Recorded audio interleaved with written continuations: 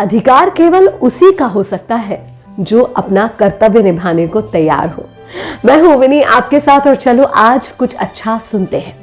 सक्सेना जी की कहानी सुनते हैं। सक्सेना जी जिनके 4 बच्चे थे, 3 बेटे और 1 बेटी।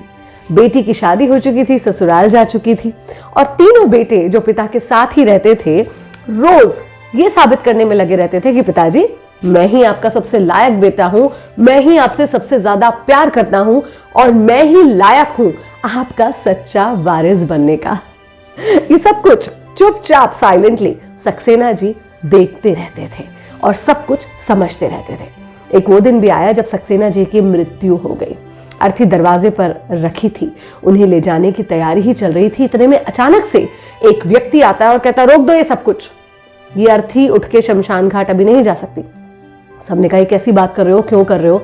तो बोले इन्होंने मुझसे 15 लाख रुपए उधार लिए थे और जब तक वो पैसा मुझे वापस नहीं मिल जाता मैं इनकी अर्थी को यहां से उठने नहीं दूंगा। अब सब एक दूसरे की तरफ देखने लगे, कैसी बात है। लोगों ने कहा जाओ भाई वहां उनके बेटे, उनसे मिल लो, उनसे बात कर लो।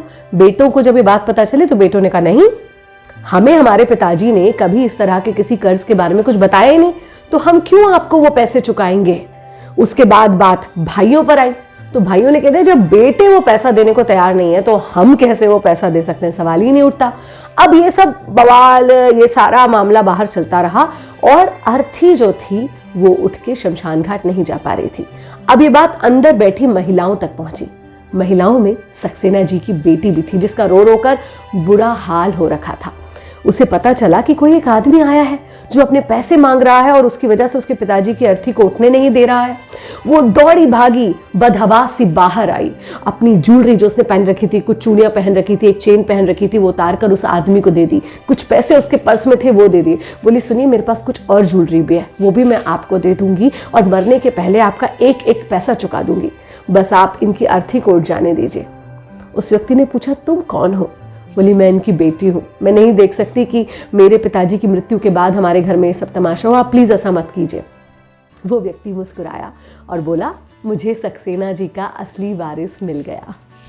उन्होंने बताया कि सक्सेना जी हमेशा ये सोचकर परेशान रहते थे कि उनका वारिस कौन बनेगा, और उन्होंने ही मुझे सलाह दी थी कि इस तरीके से मुझे उनका सच्चा वारिस ढूंढना चाहिए।